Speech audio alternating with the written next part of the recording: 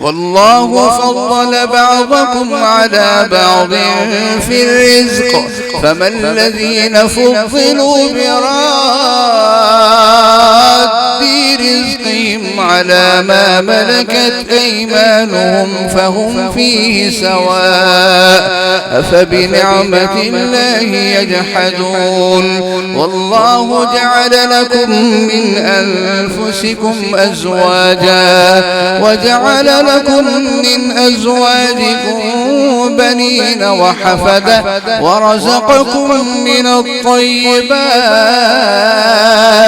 أفبالباطل يؤمنون وبنعمة الله هم يكفرون ويعبدون من دون الله ما لا يملك لهم رزقا من السماوات والأرض شيئا ولا يستطيعون